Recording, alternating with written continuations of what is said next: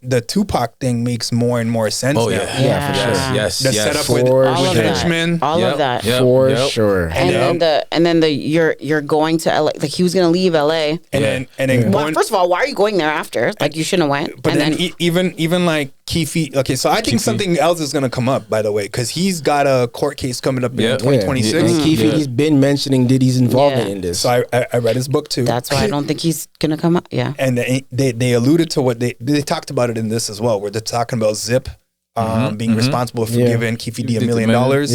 And then not giving it to him. And then right. He never got it. So he's like, yo, hook me up, blah, blah, blah, whatever he's saying. He talks about that in his book too.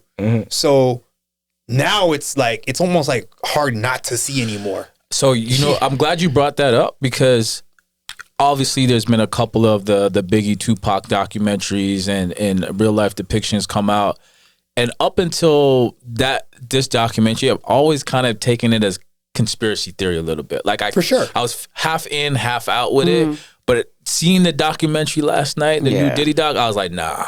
Like he's for sure involved in some capacity. Whether he like completely organized it or like knew about it ahead of time, like I'm convinced Diddy was a part of that. There's a lot of stuff that they never talked about that you could gather from other documentaries or interviews 100%. And stuff. And books and stuff like that. For sure. Like when they were talking about the thing in Atlanta, when the guy came out and he's shooting Suge Knight's boy right in front of him while staring at him, and he grabs him. Like that's what got Wolf killed as well, which is his bodyguard. That's supposed to be Justin's father. So it's like there's been a back and forth before the whole Biggie and Tupac thing. And it's just now it just like how did Diddy get there based off of the nerd that he was from before? See, but that's the thing. Everyone thinks that he was like a full out nerd. Exactly, which he was. But like even when Frank Lucas came out, I remember if you guys remember this, he was talking about it too. They're like, oh yeah, what about Diddy's dad? He's like, oh yeah, he was up there at my level, basically. So and then he was around. I'm back.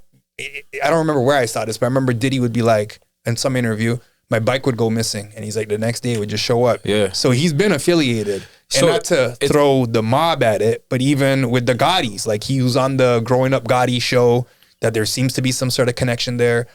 And a lot of this is now just assumptions, but I'm just basing it on even like the shows that we've seen, like The Godfather of Harlem and stuff, and they're linked to the Italian mob and all that.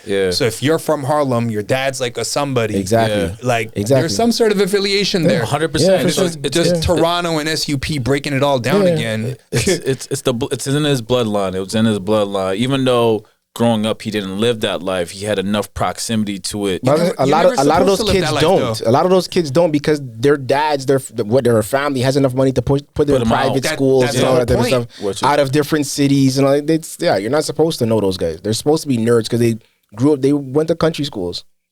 Or what do they call them? Border schools. Boarding schools. I don't have any friends who did that shit. But boarding schools.